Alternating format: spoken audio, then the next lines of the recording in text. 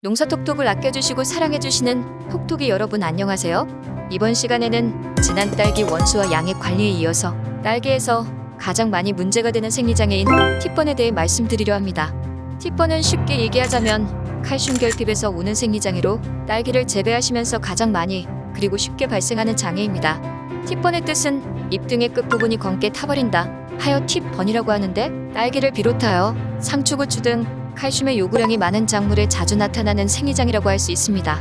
딸기의 경우에는 12월부터 2월까지 딸기 생육이 가장 좋고 딸기 가격이 가장 높을 때 찾아오는 녀석이라 아주 골치가 아프죠.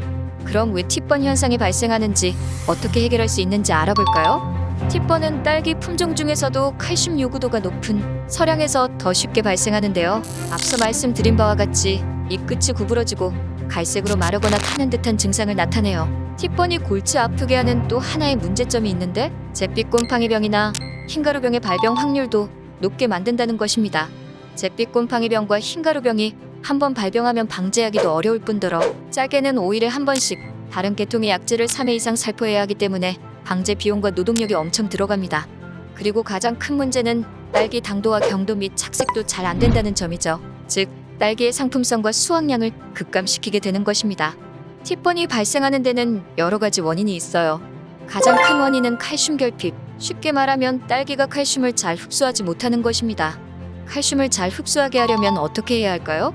먼저 칼슘은 질소질이 많으면 문제가 돼요. 왜냐하면 질소가 칼슘을 흡수하는데 방해를 하거든요. 이것을 기량작용이라 합니다.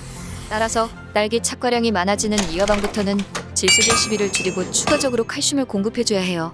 그런데 칼슘은 기본적으로 뿌리를 통해 흡수를 하거든요. 따라서 배지의 pH가 6이하로 떨어지거나 염류 집적 등으로 뿌리가 약해지면 칼슘 흡수가 떨어질 수 있기 때문에 pH 관리와 뿌리 생육 관리가 가장 중요한 포인트입니다.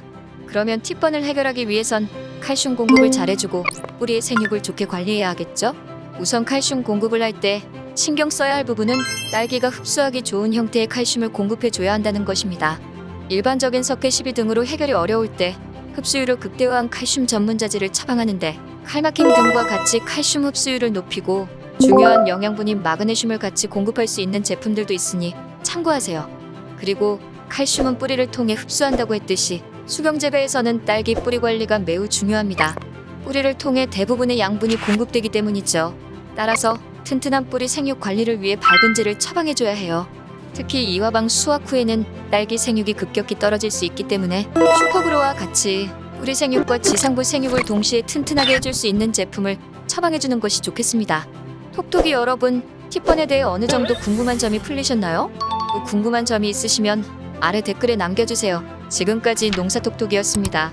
톡톡이님들, 다음 시간에 또 뵙겠습니다.